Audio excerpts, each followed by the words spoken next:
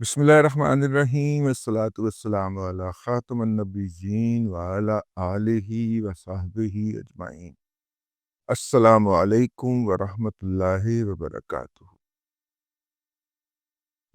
حاضرین، بھارت کا زور بھی جاری ہے ناظرین، اور بخار کا زور بھی جاری، لیکن اس کے باوجود اس محاذ سے پیچھے تو نہیں نہ ہٹا جا سکتا، نہ چھٹی کی جا سکتی۔ خیر، کل بھارت نے اپنا آخری حملہ کر دیا، اپنے آخری ہتھیار چلا دیے، اور ان ہتھیاروں سے بھارت کے اندر بھی پینک پھیلا اور پاکستانیوں کو مزید ہنسنے کا موقع ملا۔ کچھ بندر نما زومبیز جو تھے وہ بھارت کی سکرینوں پہ رات تقریباً کوئی 1 بجے کے قریب پاکستانی ٹائم کے مطابق آئے، اور انہوں نے بتایا کہ جو پاکستان کے جو اہم شہر ہیں جیسے لاہور ہے، اس کو بھارتی بحریہ نے وکرانت کے ذریعے کیپچر کر لیا۔ اب سارے لوگ سوچنے میں پڑ گئے کہ یار لاہور میں کون سا سمندر ہے؟ ایک دریائے راوی ہے جس کا سارا پانی بھارت چوری کر گیا ہوا ہے، وہاں پہ بھی کوئی پانی نہیں ہے جس میں وکرانت چلتا ہوا ہے گا۔ وکرانت تو گہرے سمندر کے اندر آتا ہے نا، تو یہ بھئی وہ دیکھیں نا، راوی جو ہے وہ جاتا ہے مطلب کہ سائی وال ملتان کے پاس سے گزرتے ہوئے پانجند کے مقام کے اوپر وہ جو ہے وہ سندھ میں گر جاتا ہے، اور چلیں اس راستے سے بھی اگر آئے تو اسے پانی کی تو ضرورت ہوگی، تو یہاں پہ تو راوی میں پانی نہیں چھوڑا ہوا کوئی، اس میں کوئی کشتی چل سکے، کچھ آگے آپ اس میں وکرانت ڈال کے تو لاہور کر رہے ہیں۔ انہوں نے فیصل آباد کی بندرگاہ بھی جو تھی وہ بھی تباہ کروا دی، اور وہ اس پہ بھارتی قبضہ کروا دیا۔ اچھا، فیصل آباد میں کون سی بندرگاہ آ گئی؟ تو میں نے پھر سوچ لڑائی کہ فیصل آباد کے پاس سمندری شہر ہیں، تو انہوں نے گوگل کیا سے دیکھا ہوگا کہ سمندری تو سمندر، حالانکہ وہ سمندر سنگھ کے نام سے سمندری ہے، مطلب اس طرح کا کوئی اس کا بنتا ہے، تو سمندر سمندری ہے، اور اس کے پاس ڈرائی پورٹ فیصل آباد کی ڈرائی پورٹ لو انہوں نے جناب کیپچر کروا دی۔ کل انڈین فورسز نے فیصل آباد پورٹ پہ بھی قبضہ کر لیا۔ ایسی ایسی احمقانہ حرکتیں کی۔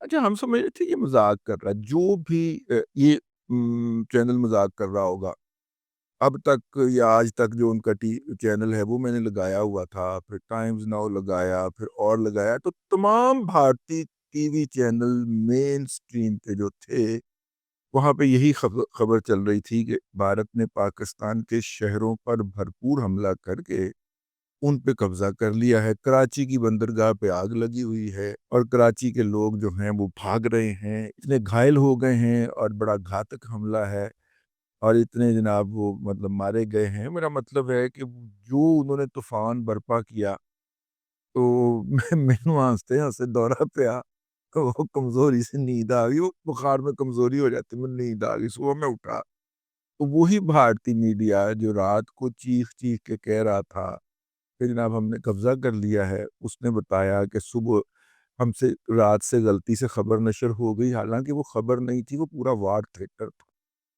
وہاں پہ بندر نما جو انسان ہیں، اپنے ہنومان جی کی شکل والے جو لوگ وہاں پہ اینکر بٹھائے ہوئے تھے، اور وہ اچھل اچھل کر انہوں نے پوری وال سکرین لگائی ہوئی تھی، اور ان پہ بتا رہے تھے کہ جناب کوئٹہ میں بھی قبضہ کر لیا ہے، اور کوئٹہ میں بھی یہ کر دیا ہے اور وہ کر دیا ہے، یعنی پورے پاکستان پہ قبضہ کر۔ اور یہ چونکہ بھارت کا میڈیا جو ہے وہ دنیا بھر کے اندر بدنامی کی حد تک جانا جاتا ہے، اور وہ بڑا معروف ہے، تو اس کے نتیجے کے اندر جو تھا یہ بات جو تھی یہ پوری دنیا میں پھیلی، لیکن دنیا نے اس کو فیس ویلیو پہ نہیں لیا، دنیا نے اس کو بندروں کے تماشوں سے زیادہ اہمیت نہیں دی، ٹھیک ہے؟ اور آپ اندازہ کریں کہ دنیا بھر کے اندر بھارت جب اپنے کلچر کی نمائندگی کے لیے جو سمبلز بھیجتا ہے، اس میں بندر نچانے والا بھی ایک وہ اپنے سمبل کے طور پہ بھیجتا ہے، حالانکہ ان کا گرو ہے، لیکن چونکہ باہر جا کے اس کام کے پیسے ملنے ہوتے ہیں تو وہ اپنے گرو رجنیش کو بھی نچا دیتے ہیں، ٹھیک ہے؟ اس کے بھی گلے کے اندر پٹا ڈال کے اس کو بھی نچا دیتے ہیں۔ بنیا دمڑی کے لیے کچھ بھی کر سکتا ہے، تو خیر انہوں نے کیا۔ صبح ہم نے دیکھا کہ وہ سارے میڈیا چینل جو تھے وہ کہہ رہے تھے کہ ہم نے آدھی خبر جو تھی ادھوری خبر نشر کر دی، جو ہم سے جو ہے انیائے ہو گیا، ہم سے جناب غلطی ہو گئی، ہمیں معافی دے دیں، یہ کر دیں وہ کر دیں. یہ بنیادی طور پہ ایک سائیکولوجیکل آپریشن تھا، نفسیاتی حملہ تھا جو پاکستان کے اوپر کرنا تھا. اور پاکستانیاں دی تمہیں پتا ہے کہ اگوں عادت کی ہے لاہوریاں دی خاص طور پہ کہ وہ مجھے فون آیا نا اس دوران جب یہ حملہ ہو رہا تھا بھارت کی طرف سے کہ کی حال ہے. میں کہا ٹھیک ہے. وہ یار آپ کی طبیعت پوچھنی آنی تھی. میں نے کہا آ جائیں. اچھا کھلائیں گے کیا؟ میں تو فٹے منہ تیرا ادھر جنگ لگی ہوئی ہے، کھلائیں گے کیا؟ اچھا ہم نے نا وہ پیک کروا لیے بٹ سویٹ سے ہیں، تو آپ جو ہے نا وہ ساتھ میں چائے کا انتظام کریں، ہم آ رہے ہیں. لو جناب گروپ کا گروپ میرا حال پوچھنے پہنچ گیا. میں یہاں دیکھو دشمن نے حملہ کیا ہوا ہے اور وہ لاہور شہر کو فتح کر بیٹھا ہے اور یہ دیکھیں یہ بٹ سویٹ سے سموسے پیک کروا کے پہنچ گئے ہیں ایک بیمار شخص کو مزید بیمار کرنے کے لیے. ٹھیک ہے. اور اب ظاہر سموسے دیکھ کے پھر ہاتھ کہاں رکتا ہے، میرا مطلب ہے. تو اپنا وہ جناب وہ پہنچ گیا جناب.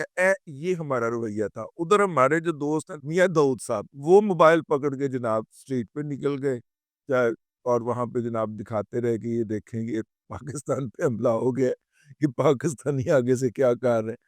کوئی چائے پی جا رہا ہے، کوئی برگر کھائے جا رہا ہے، اور رات کے 1:45 یہ ہو رہا ہے جناب. اندازہ فرمائیے آپ.